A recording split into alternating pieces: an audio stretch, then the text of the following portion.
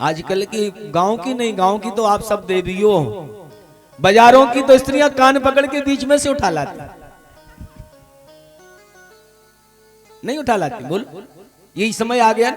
ऐसे बोलती है जैसे लड़का को बुला रही हो, ए दीपक इधर आओ, नहीं बोलते। जय जय सिया। ऐसा नहीं होना चाहिए।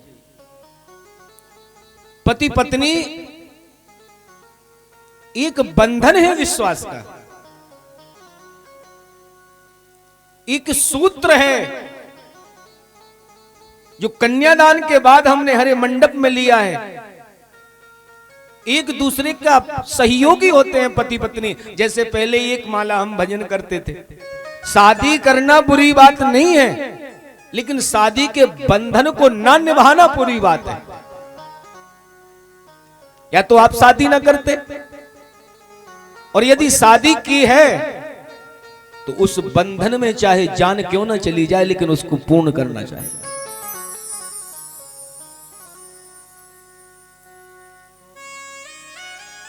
पत्नी को पति पर विश्वास होना चाहिए।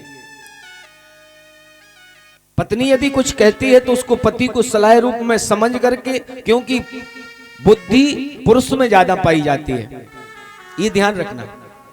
आप लोगों से ज्यादा बुद्धि पुरुष में होती है, ये देन परमात्मा की है। तो दोनों अपनी अपनी बात रखो और उसमें सलाह करो कि इसमें जजमेंट क्या सही होगा। यदि पति कह दे कि ये सही होगा तो उसको आपको मान लेना चाहिए। यदि घर में शांति चाहते हो तो ये शांति का सूत्र है। एक सासो मैया एक संत के पास गई दौड़ी दौड़ी और बोली, महाराज हमारी और हमारी बहू की बहुत दांती होती घर में, कोई भभूत तो पढ़ के दे दो कि मुंह बंद हो जाए, दाढ़ खिल जाए। उन महात्मा ने एक लौंग दी। बोले महाराज अच्छी पढ़ दे। अरे बोले बहुत मंत्र पढ़े यहाँ। बोले जब बहू से आपका वातावरण शुरू हो तो इस लौंग को दाढ़ के नीचे रखना और दूसरी दाढ़ से दबा दे। इतना दबाना कि इसमें जो फूल लगा है वो टूट न जाए, और तुम जब तक वो बोले तुम इसको दबाए रखना, देखना अपने आप उसका मुंह बंद हो जाएगा। सास ने ऐसे ही किया। उस पढ़ने की जरूरत ही नहीं थी, वो तो अपने आप पढ़ गई। जब दाढ़ नहीं चलेगी तो लौंग नहीं फूटेगी, और जब लौंग नहीं फूटेगी तो फिर जब सास जवाब ही नहीं देगी, बहू कहां तक बोलेगी, अपने आप चुप हो जाएगी।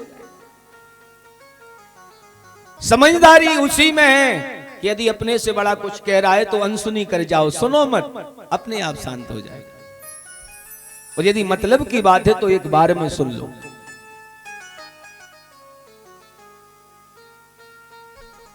यह घोरे कलऊ प्राय, ये कलयुग है। सूत जी महाराज सौनकों से कहते हैं कि एक कथा सुनाता हूं।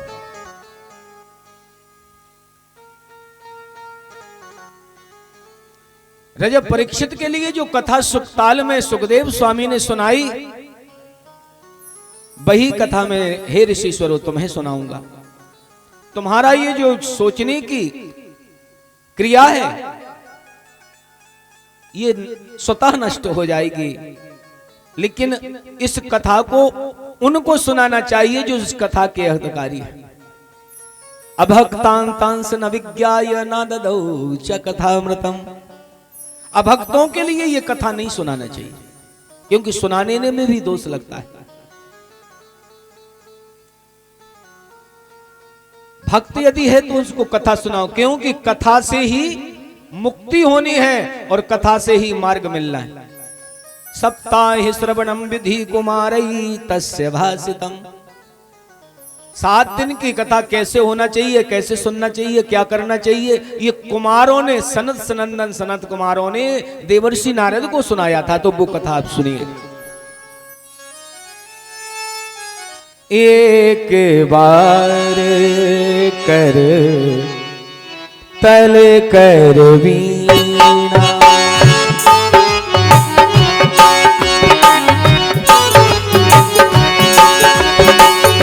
एक बार कर तल कर वीणा,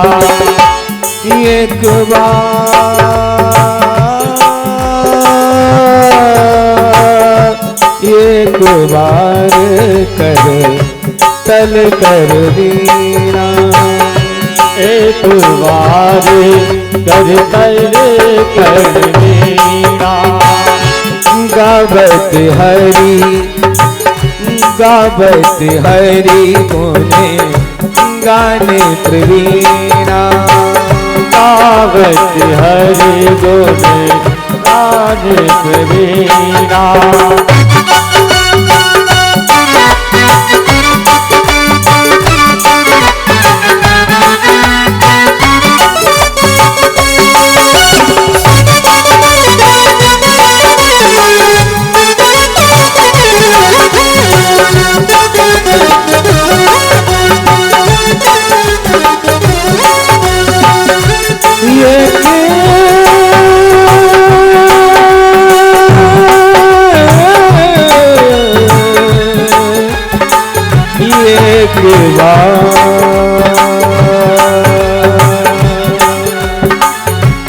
एक बार पर तल कर वीणा, दावत हरि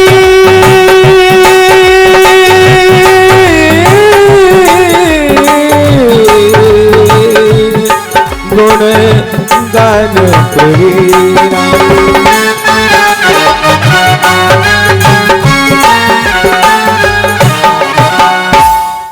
एक बार देवर्षि नारद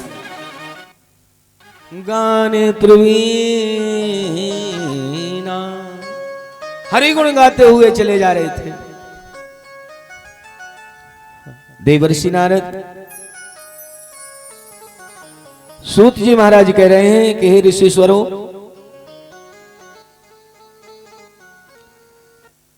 कालिंदी यमुना के किनारे जब ब्रजमंडल से देवर्षि नारद निकले हैं, एक स्त्री यमुना के किनारे बैठी है पालथी मार के, और दो पुरुष, बूढ़े पुरुष उसकी गोदी में सिर रख के लेटे हुए। जैसे ही नारद जी वहां से निकले तो वो स्त्री आवाज लगाती है, वो माता बुलाती है,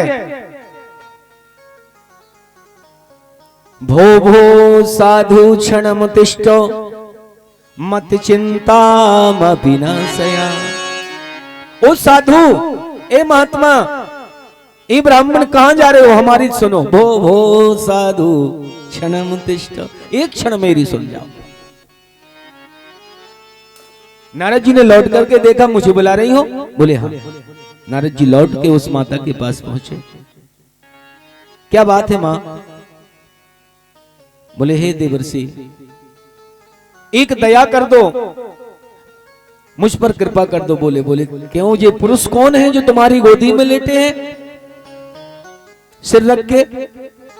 भक्ति कहती है ये मेरे पुत्र हैं।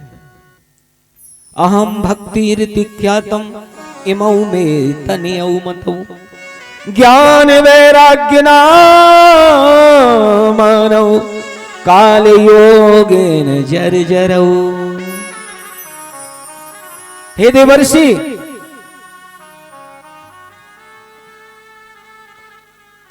इनका काल के प्रभाव से ये जर्जर हो गए। जबकि संसार में मां जब बूढ़ी होती है तो बेटा जवानी पे होता है, यहां उल्टा है, मां जवान है और बेटा बूढ़े।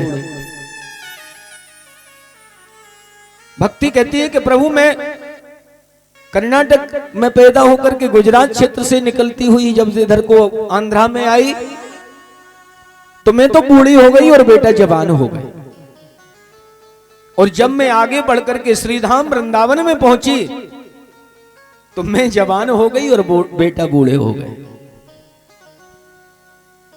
ये दुख मुझे है। देवर्षि नारद प्रतिज्ञा करते हैं, कसम करते हैं, संकल्प करते हैं, तदा हम ना हरिदासो लोके त्वम ना प्रवर्तये मैं भगवान का सेवक नहीं, मैं भगवान का दास नहीं, जो मैंने संसार में तुम्हें विख्यात न किया, तुम्हारे दुख को दूर न किया। नारद जी महाराज गीता सुनाते हैं, गीता का पाठ सुनाते हैं, उठ करके वो खड़े हो जाते, उनकी अवस्था जागृत हो जाती, और जैसे ही नारद जी चुप होते तो वो फिर पुनः गिर जाते। बहुत प्रयास किए, जब नहीं सही हुए तो नारद जी को अपने मन में बड़ा कष्ट होता है। बोले माता तुम थोड़ा रुकना, मैं आऊंगा और मैं कसम खा के जा रहा हूं इनका दुख दूर करूंगा। इसी चिंता में देवर्षि नारद आज बद्रिका आश्रम में पहुंचे हैं, उत्तराखंड की यात्रा कर रहे हैं। बद्रीनाथ भगवान की उत्तराखंड में नारद जी इस चिंता को कैसे दूर कर पाऊं, ये सोचते हुए भजन करते बद्रिका आश्रम गए हैं। हरि श्रीमन नारायण नारायण नारायण, श्रीमन नारायण नारायण नारायण,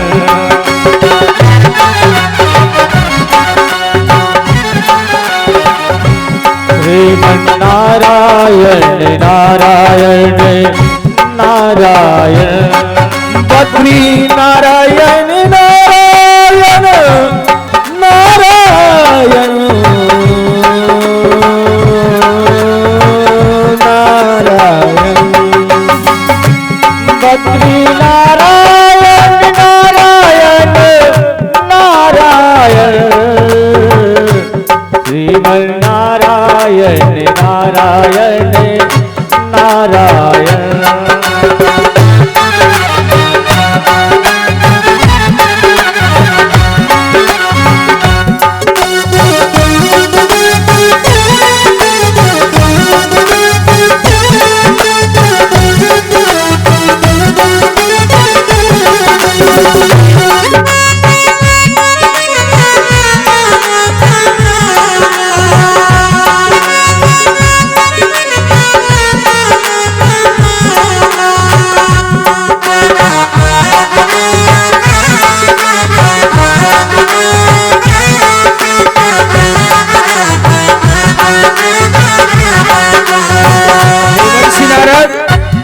बद्रिका आश्रम में पहुंचे भजन करते हुए, इतने में सनत कुमार मिल गए।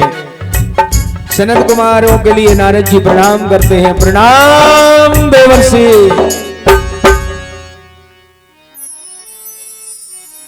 नारद जी महाराज के मन की चिंता, चेहरे पर उदासी। सनत कुमार कहने लगे, कथम ब्रह्मन दीन मुखा कथम चिंता तुरो भवान। हे नारद, कैसी चिंता है, तुम्हारा चेहरा उदास क्यों है? कारण बताओ देवर्षि। नारद जी अपनी घटना सुनाते हैं कि ऐसा ऐसा हुआ है वृंदावन में, मैं भक्ति के पुत्रों को जागृत ना कर सका। ऐसा मैं कौन सा सत्कर्म करूं जिससे कि ज्ञान वैराग्य की मूर्छा हट जाए।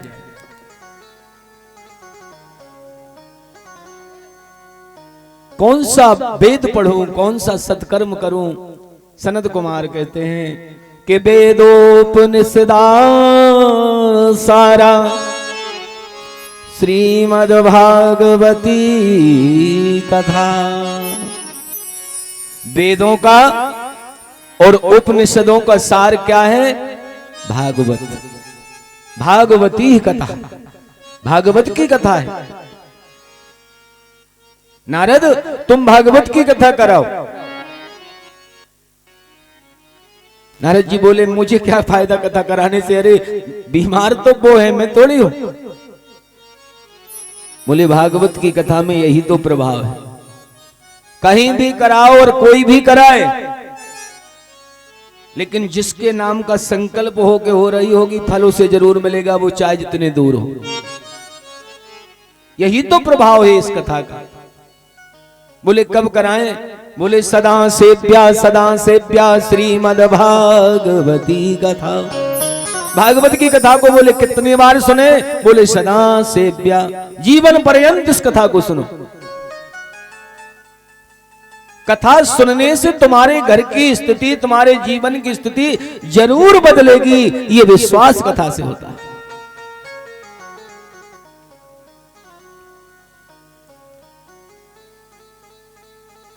श्री सूत जी महाराज सौनकों से कहने लगे कि नारद जी महाराज कहने लगे कि इस कथा को कौन कराने से क्या पुण्य मिलेगा, क्या फल मिलेगा? सनत कुमारों ने कहा, ये मानवा पापी कृतस्तु सर्वदा सदा दुराचार्य विमार्ग दूषिता क्रोध अग्नि दग्धा कुटलस्य कामिना सप्ताह यज्ञेन कलौ पुनन्ते। जो मनुष्य जीवन पर्यंत पाप करते रहे हो, पाप रत रहे हो, जिन्होंने जीवन में पाप ही किया है,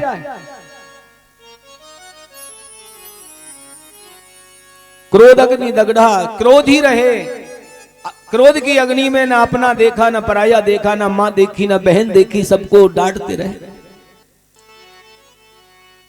कुटलस्य कामना, कामी रहे। ऐसे पापी भी यदि भागवत की कथा को एक बार मन से सुन लें, उनका उद्धार हो जाता है।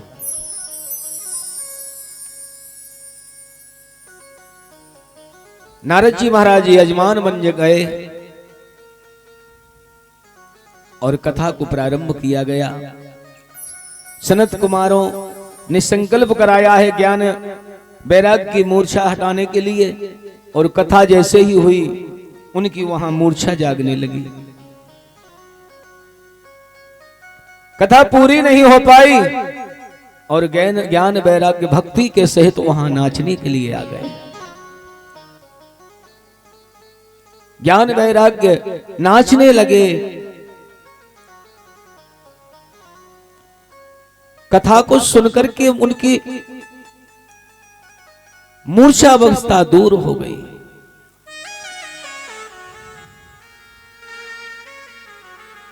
हरि भजन बिना विश्राम नहीं,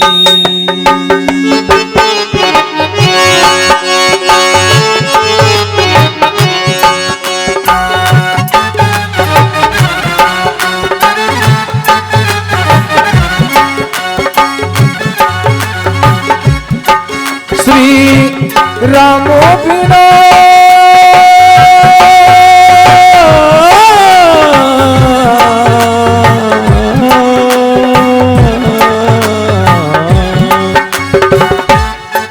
श्री रामो बिना रामो नहीं, हरि भजन बिना विश्राम नहीं।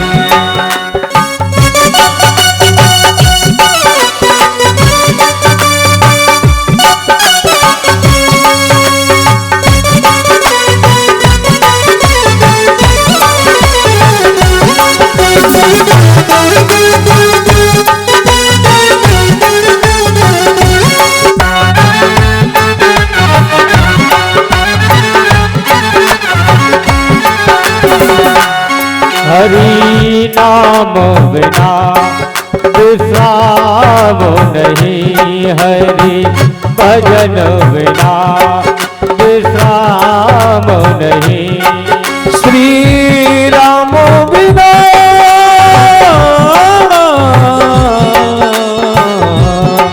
श्री राम बिना विश्राम नहीं, हरि भजन बिना विश्राम नहीं।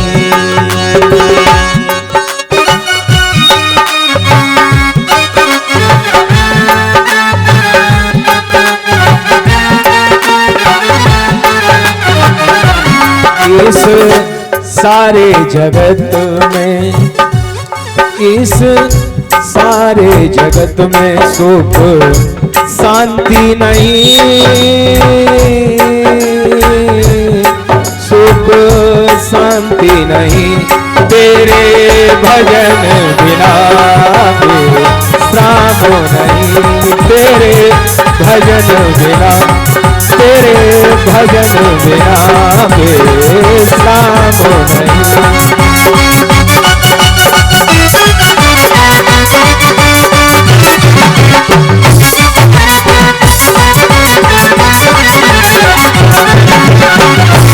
हरि भजन बिना विश्राम नहीं, हरि नाम बिना विश्राम नहीं।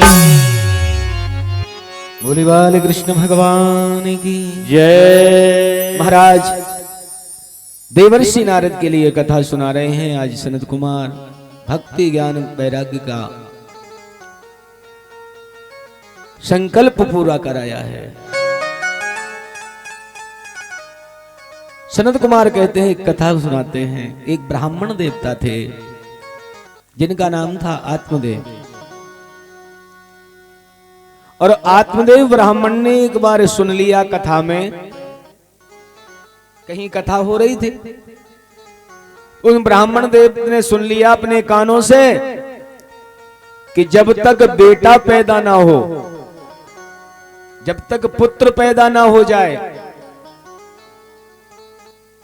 तो ठीक है, यदि पुत्र पैदा नहीं हुआ घर में तो उस पिता के लिए नरक जाना पड़ता है।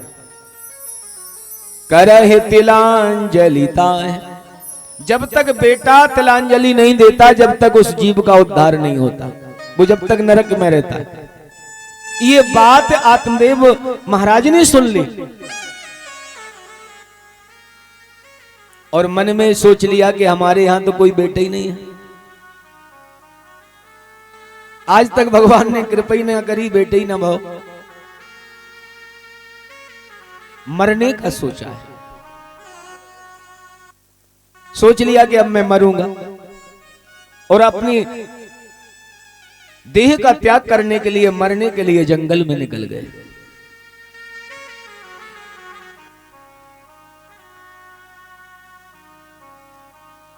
भगवान शंकर का मंदिर था, ऐसी कोई पहाड़ी होगी जो अकेले भोले बाबा बैठे। आत्मदेव जी महाराज पहुंचे उस शिव मंदिर में और शिवलिंग में अपना सिर मारने लगे।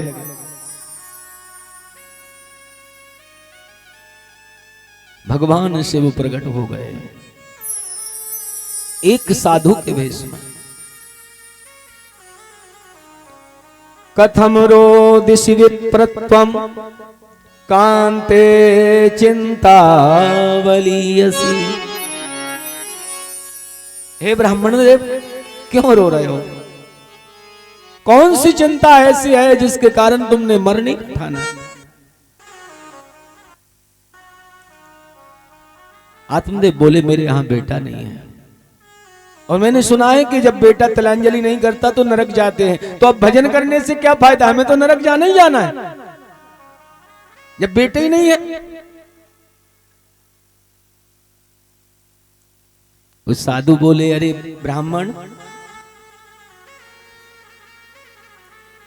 संसार में कितने महात्मा हैं, कितने संत हैं, इनके सबके बेटा कहां हैं? इनके यहां बेटा है कहीं? ये संत बाबा जी तो सब नरक ही जाते होंगे, जब इनका बेटा तिलांजलि नहीं करेगा तो फिर तो नरक गए होंगे ना। ऐसा नहीं है, बेटा हो जाए तो बहुत बढ़िया बात है और ना हो तो और ज्यादा ही बढ़िया बात है।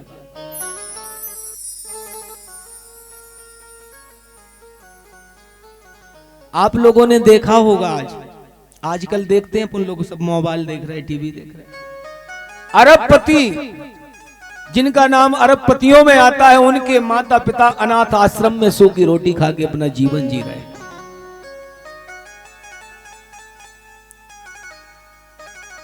अरे इससे तो बढ़िया भगवान बांझ कर देता। जो औलाद अपनी माता पिता को भोजन नहीं करा सकते, उनको ऐसी औलाद पैदा करने से कोई फर्क नहीं।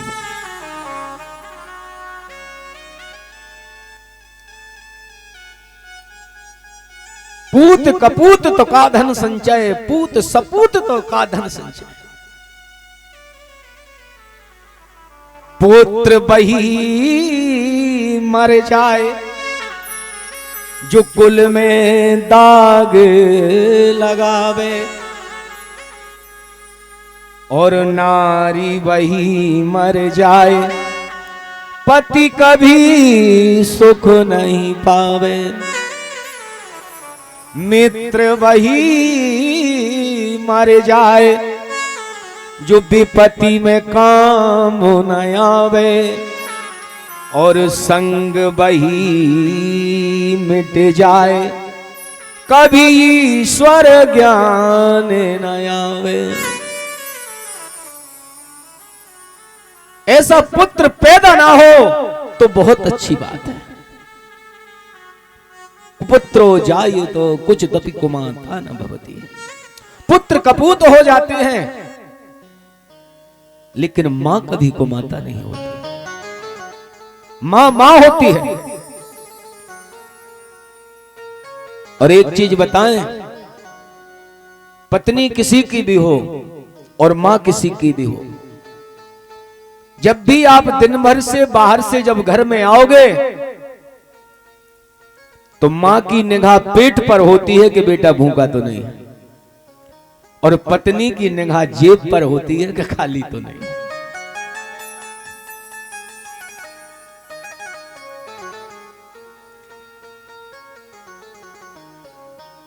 पत्नी बहुत चाहे जितनी अच्छी तरह से भोजन कराए, और मां चाहे रूखा सूखा खिलाए, तो वो शांति के अनुभव करना कि वो शांति तुम्हें जब भोजन करने में मिलती थी कि इसमें मिलती है।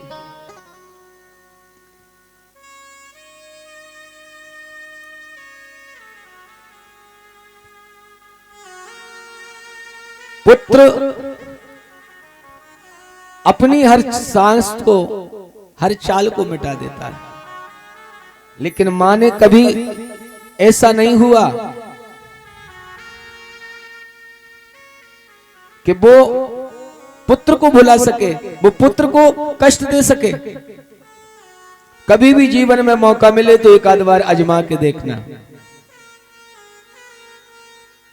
आपको जो ये कथाओं में लिखा है, जो हमारे महर्षि लिख गए हैं, ये झूठ नहीं है कि जो लिखा है वो गलत है। मां मां होती है।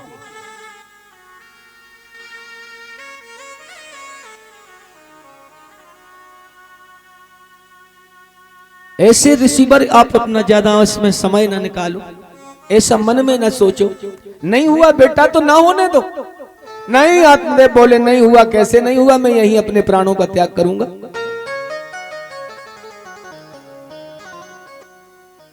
शंकर जी बोले जब इतनी जिद है, भेष बनाए थे जोगी का, बोले ये फल ले जाओ।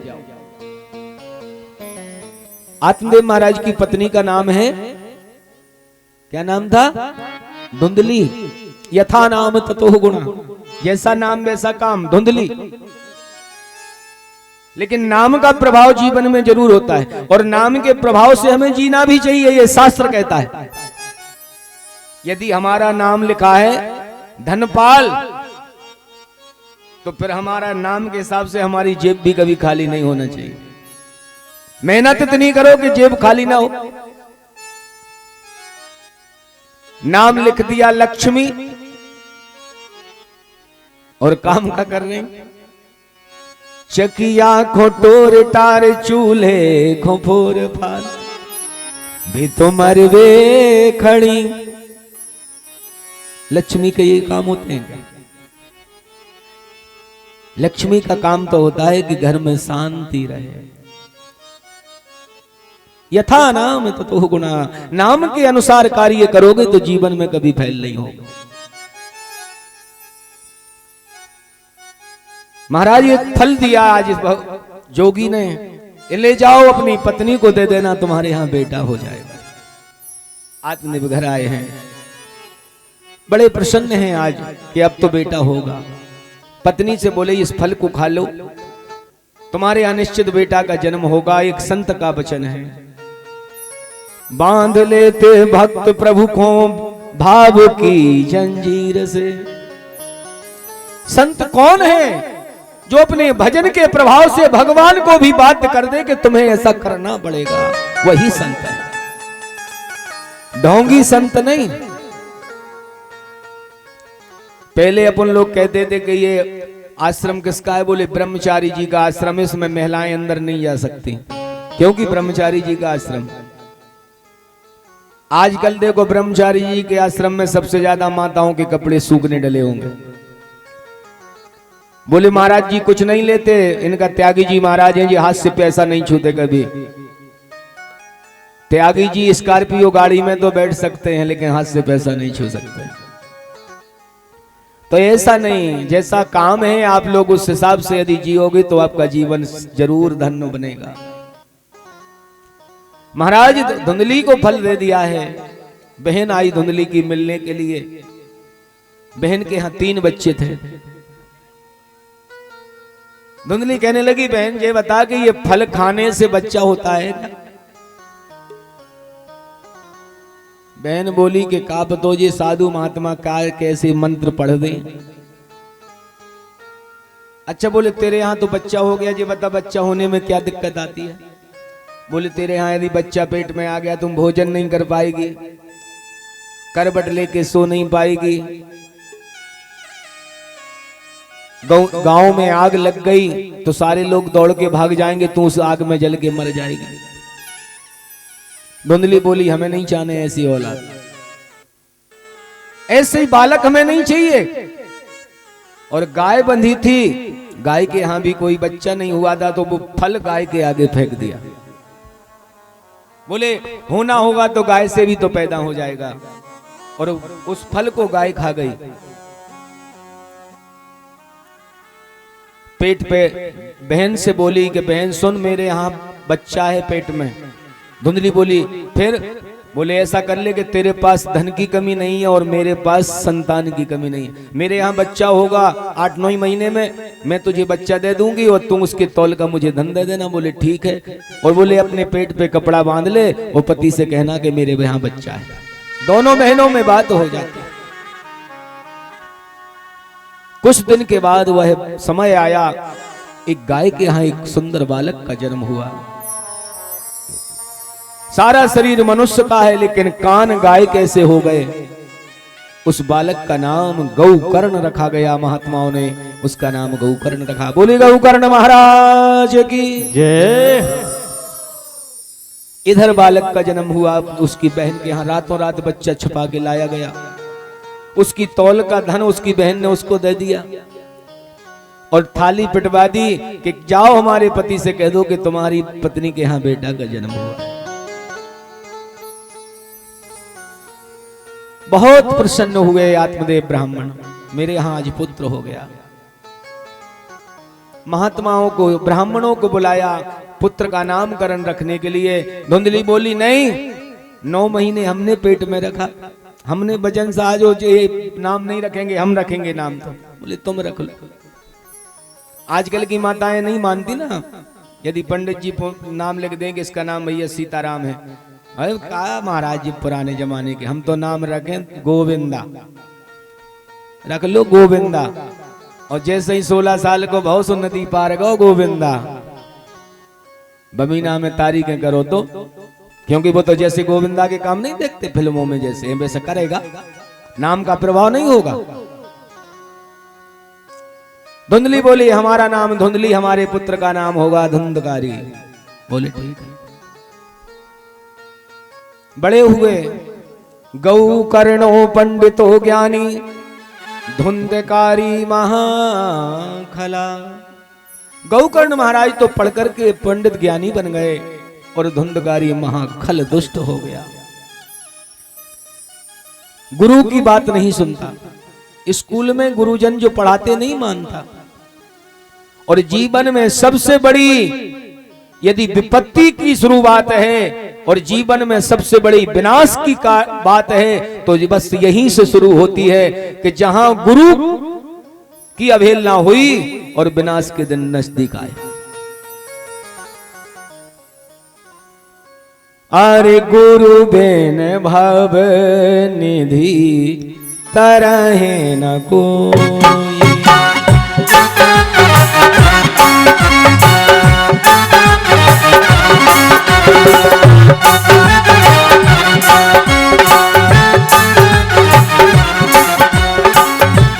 जो बिरंचे शंकर सम होई, जो बिरंच शंकर सम होई, जो बिरंच शंकर सम होई।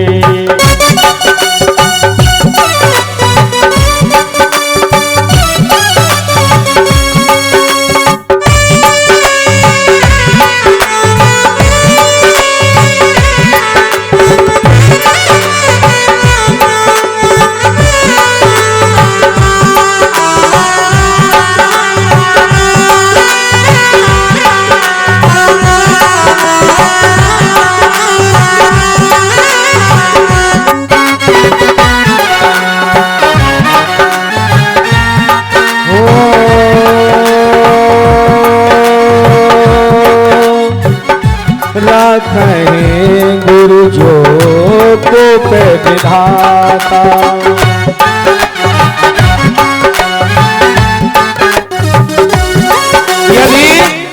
यदि विधाता नाराज हो जाए, विधाता यदि हमसे नाराज हो गया तो डरो मती, कोई बात नहीं है। राखें गुरु जो को पे विधाता, राखें गुरु जो को पे विधाता, को पे विधाता।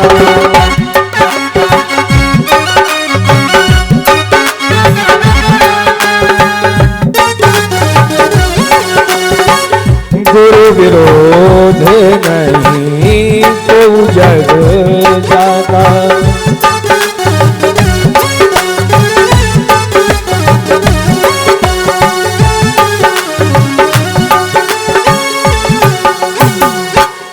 यदि विधाता नाराज हो गए, भगवान हमसे नाराज हो गए तो राखे गुरु, गुरु बचा लेगा। राखने का मतलब होता है बचा लेगा। को पे विधाता और गुरु विरोध नहीं को जग जादा।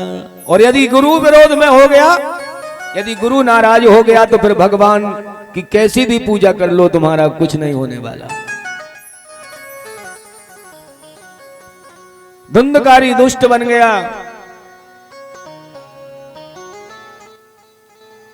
धुंधकारी के लिए जब आत्मदेव ने एक दिन डांटा, बोले तुम्हें शर्म नहीं आती, उपद्रव मचाते हो। धुंधकारी कहता है कि हे पिताजी, बात आज के बाद तेज मत करना। बस आत्मदेव ने सोचा कि अब मेरा अपमान हो जाएगा और घर का त्याग करके जंगल में चले गए भजन करने।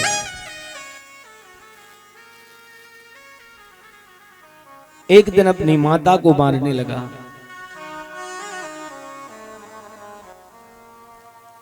और एक बात भी है, यदि अपनी औलाद अपने लिए यदि जवाब देने पे उतारू हो जाए, अपने से लड़ने के लिए तैयार हो जाए, तो समझो कि इसमें कहीं ना कहीं कोई गड़बड़ है। हमारा खून हमारे लिए जवाब नहीं दे सकता। महाराज धुंधली को मार के बोला कि तुम पैसा ला, पैसा कहां है जो मेरे पिता ने कमाया है। सवेरे तक पूरी संपत्ति मेरे पास नहीं आई तो तुझे मार करके फेंक दूंगा। धुंधली बोली कि अब तो मरना निश्चित हो गया है, और रात्रि में कुएं में गिरकर धुंधली ने अपने प्राणों का त्याग कर दिया। गौकर्ण महाराज भाई के उपद्रव को देख करके चले गए तीर्थ यात्रा के लिए। अकेला धुंधकारी रह गया। वेश्याओं का संग करने लगा, मदरा का पान करने लगा।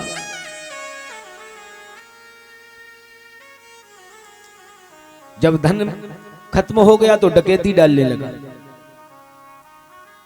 चोरियां करने लगा, क्योंकि पत्नी भूखी रह सकती है लेकिन वैश्या कभी धन बिन नहीं रह सकती।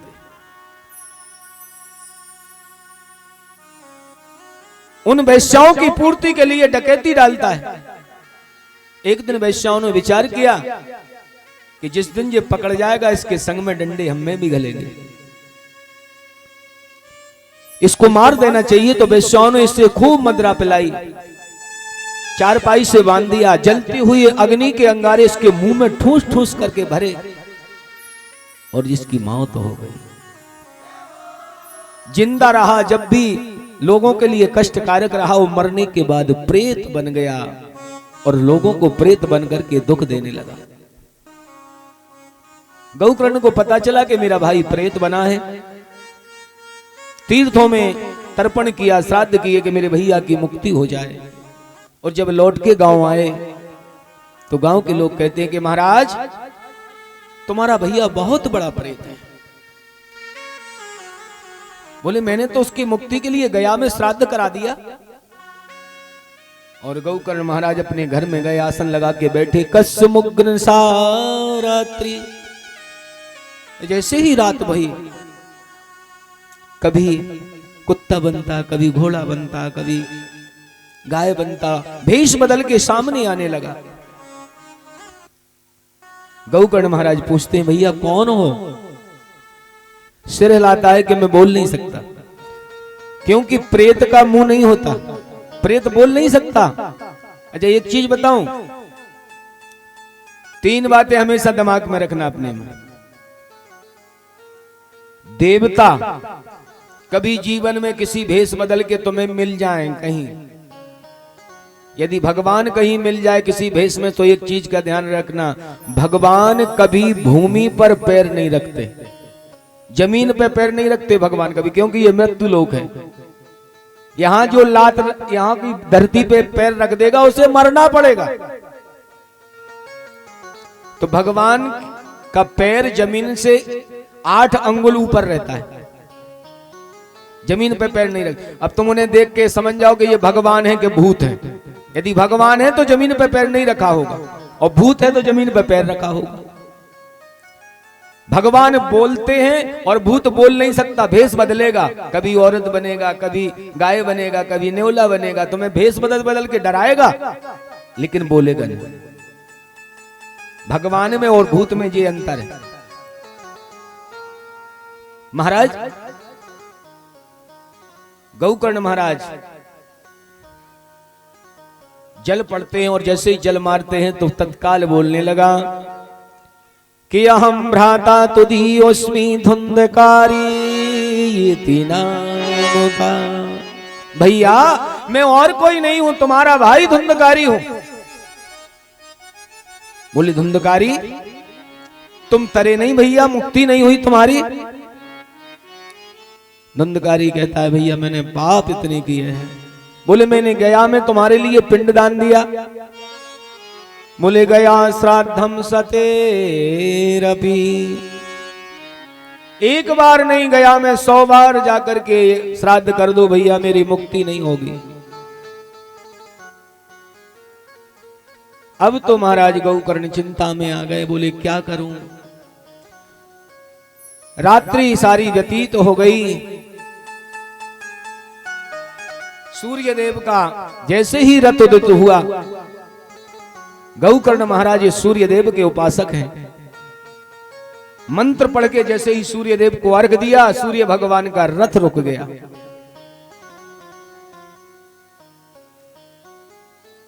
सूर्यदेव बोले कहो गौकर्ण। बोले मेरे भैया की मुक्ति का साधन बताओ देव। बोले सत्कर्म सूझ को नूनम, गौकर्ण सत्कर्म करो। और इतना कह करके चले गए।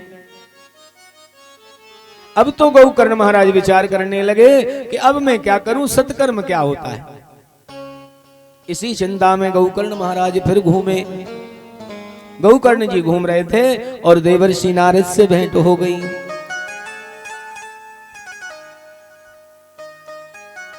बोले महाराज सत्कर्म करना है। सत्कर्म क्या होता है? नारद जी महाराज गौकर्ण को बताते हैं कि हे गौकर्ण, सत्कर्म ही तो भागवत है। सत्कर्म सूचको नूनम श्रीमद् भागवती कथा। भागवत की कथा है और अपने भैया की मुक्ति के लिए भागवत की कथा करवाओ। भागवत की कथा होती है, एक बांस, हरे बांस व्यास मंच के पास झंडा लगा के लगा दिया जाता है। कथा प्रारंभ होती है, ऋषि महात्मा लोग सब आते हैं कथा सुनने के लिए। ये प्रेत, गौकर्ण प्रेत हो गया था धुंधकारी, तो धुंधकारी प्रेत हवा के झोंके से आता और लौट जाता, फिर आता फिर लौट जाता। एक बार आया और वो बांस में आकर के बैठ जाता है। बांस में बैठ करके कथा सुनता है। 7 दिन में 7 गांठें बांस की फट जाती हैं। चतुर्भुज रूप में गौकर्ण धुंधकारी प्रकट होता है। आकाश से विमान आता है, उस विमान में बैठ करके धुंधकारी देवलोक के लिए जाने लगा। जितने श्रोता कथा सुन रहे थे कहने लगे कि महाराज ये तो गलत हो गया, हमने भी तो कथा सुनी, विमान एक क्यों आया? बोले श्रवणम विधि विस्मृता, सुनने में अंतर हुआ है। कथा तो वो ही है लेकिन आपके सुनने में अंतर हो गया। भागवत की कथा कैसे सुनना चाहिए? जितासनो जित क्रोधो जित संघो जितेंद्रिया। हम जिस आसन से बैठ गए, आसन नहीं पलटना चाहिए। कभी ऐसे हो रहे, कभी ऐसे हो रहे, कभी इधर खुजा रहे, कभी ऐसे हो रहे। ये कथा करनी हमने।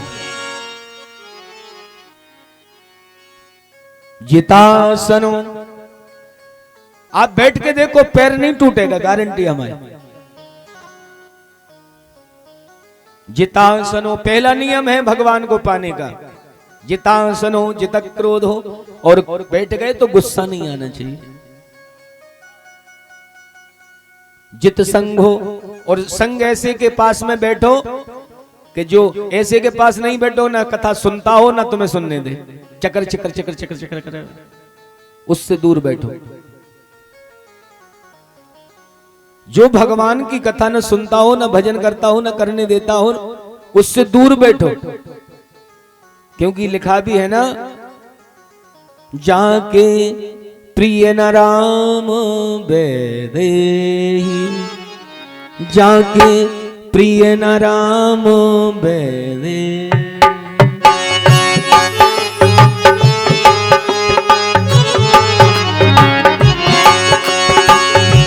तजोता है कोट बैरी सम, यद्यपि परम स्नेही।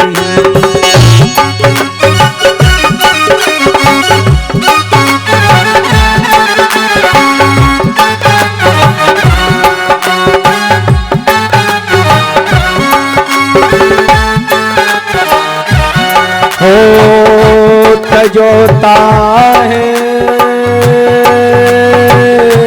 कोट बैरी सम, यद्यपि परम स्नेही, यद्यपि परम स्नेही। जाके प्रिय न राम वैदेही।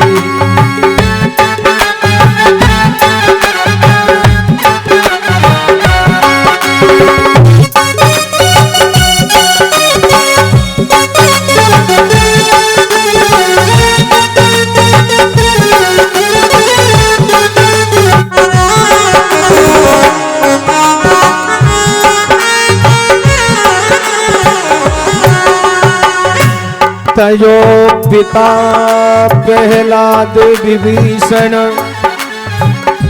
तजो पिता प्रहलाद विभीषण, बंधु भरत में तारी। तजो पिता प्रहलाद विभीषण, बंधु भरत में तारी।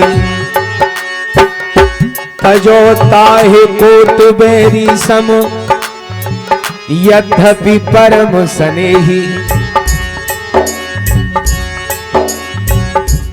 जाके प्रिय राम बेरी, जाके प्रिय राम बेरी।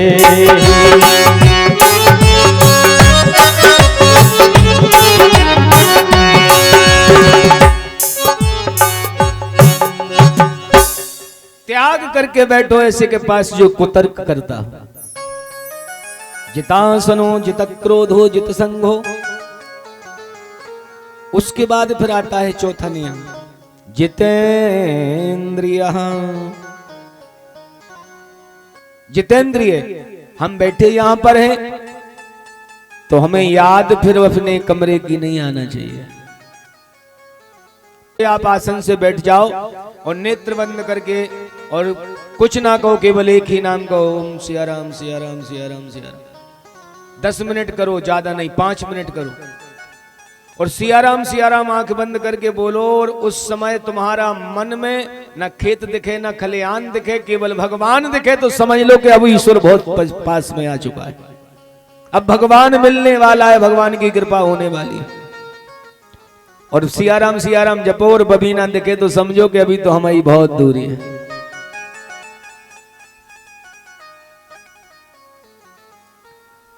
महाराज,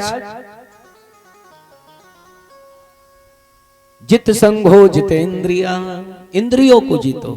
ये 4 नियम यदि कर लिए तो ईश्वर का ये 4 नियम ही तो भगवान की नौकरी करने के लिए ट्रेनिंग है। जैसे संसार में नौकरी लगती है ना, चपरासी की भी नौकरी लगती, 6 महीने की ट्रेनिंग होती है ना, उसमें वो कुछ भी कराए। आर्मी वालों की यहाँ बबीना में होती है, जो हमारे देश की रक्षा के लिए अपना सीना लगाकर जवान खड़े हो जाते हैं। मिलिट्री में जाकर उनकी ट्रेनिंग देखी आप लोगों ने, छत से कुदा देते हैं। खूब सर्दी हो, ठंडे पानी में कुदा देते हैं, बर्फ में ड्यूटी लगाते हैं, जलती हुई अग्नि में से दौड़ाते हैं। कितनी परीक्षा होती है उनकी, जब जाके नौकरी मिलती है ना। और तुम जिस नौकरी को शुरू कर रहे हो वो नौकरी तो ऐसे मालिक की है, आर्मी की नौकरी तो भारत सरकार की है, लेकिन जो नौकरी तुम करने वाले हो वो नौकरी तो ऐसी है जो 14 लोगों का मालिक है। 14 भुवन एक पति होई, 14 लोगों को चला रहा है, 14 लोगों को पाल रहा है, 14 लोगों को बचा रहा है। ऐसे परमात्मा की नौकरी है, तो इसमें तो भैया ट्रेनिंग तो आपकी होगी। यदि उस परीक्षा में पास हो गए तो ईश्वर जरूर कृपा करेंगे, और यदि फेल हो गए तो फिर क्या होगा। इसलिए परेशानी से न डरो। भगवान ने कहा भी है, बोले जो करता है मेरी आस, मैं करता उसका सत्यानाश।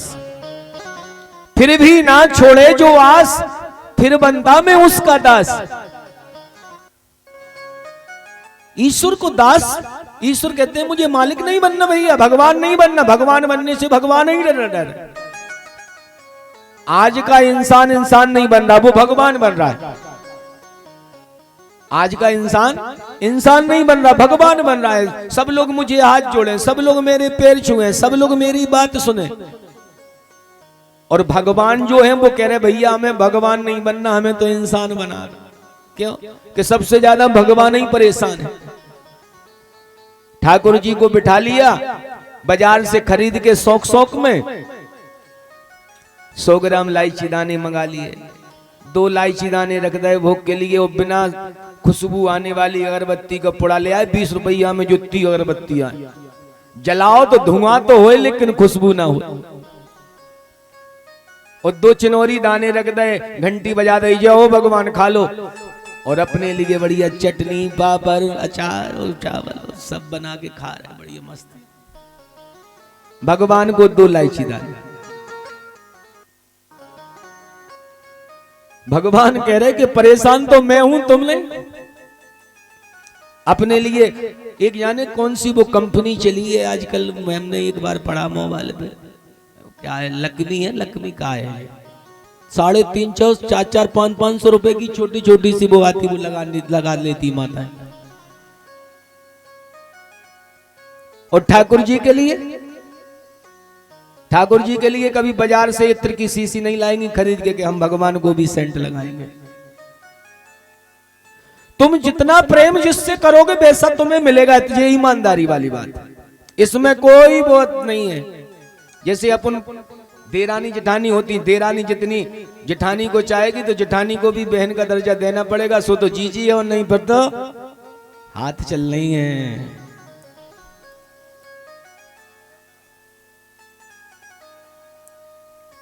सम्मान आप जैसे गांव अपना व्यवहार जैसा है, ऐसा ही तो भगवान है। भगवान कहते जो तू धावे एक पग, मैं धाऊं पग 4। अरे 1 कदम तो मन से मेरी तरफ बढ़ के देख, मैं तो 4 कदम तेरे लिए दौड़ जाऊंगा। लेकिन कब? बोले मन से। आपके मन में ये भावना जिस दिन जागृत हो जाए कि मेरा ठाकुर अभी भूखा है, मैंने ठाकुर को भोजन नहीं कराए, मैंने अपने गोपाल को स्नान नहीं कराया, मैंने अपने गोपाल को भोग नहीं लगाया, यदि दिल में दर्द जिस दिन पैदा हो जाए तो समझ लो कि भगवान से अब नाता जुड़ सकता है।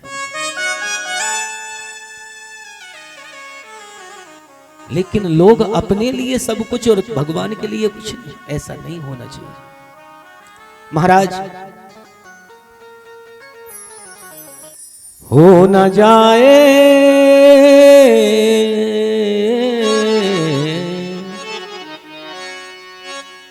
तन मन से बोलो,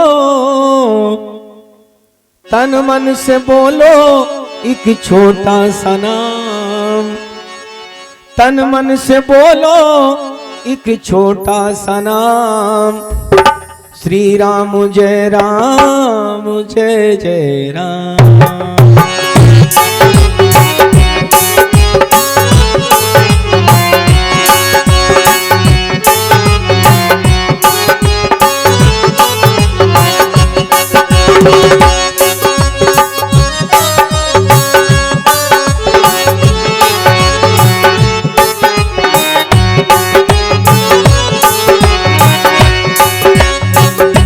हो ना जाए कहीं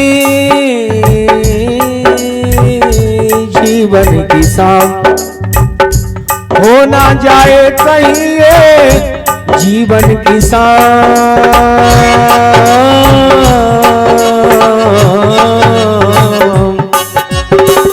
तन मन से बोलो प्यारे जय सिया राम, तन मन से बोलो प्यारे जय सिया राम, तन मन से बोलो प्यारे जय सिया राम।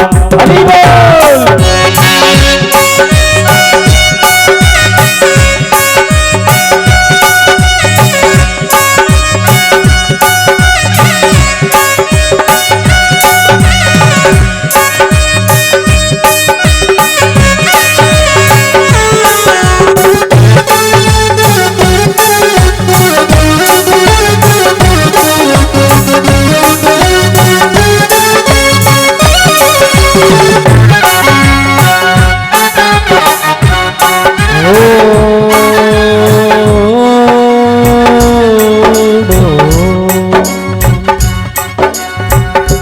हो ना जाए कहीं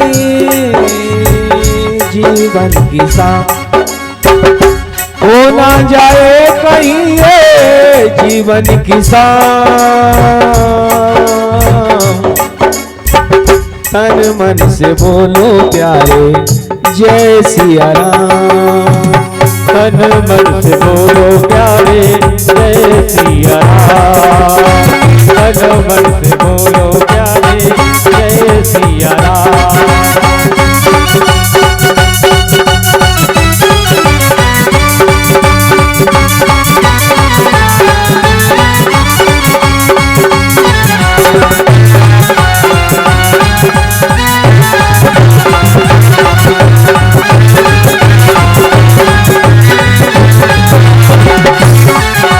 एक बात बताएं, जैसे कथा में हो ना, तो कथा में बैठे हो ना, तो आपसे भजन हम सुना रहे, सिया राम नहीं जानते आप? माताएं नहीं बोलती कोई बात नहीं, बेचारी इसलिए नहीं गाती हैं कि वो मेकअप बिगड़ जाता ना, वो लगा के आती जो नहीं बोलन दो, इनको मेकअप बनोरन दो। लेकिन भैया लोग तो बोल सकते हो ना, तुम्हारा तो मेकअप नहीं बिगड़ेगा। अभी तो आपको भजन ही गवा रहे, अभी तो आपको बधाई भी नचनी पड़ेगी। फिर ताली बजाओ और मन से भजन गाओ तो ठीक है, और ताली नहीं बजाई और भजन नहीं गाया तो फिर नाचना भी पड़ेगा। समझ रहे? तो अभी तो ताली की बात है, तो कोई नहीं मन से कर रहे। तन मन से बोलो सारे, तन मन से बोलो सारे जय सिया राम, हो ना जाए कहीं जीवन की शान।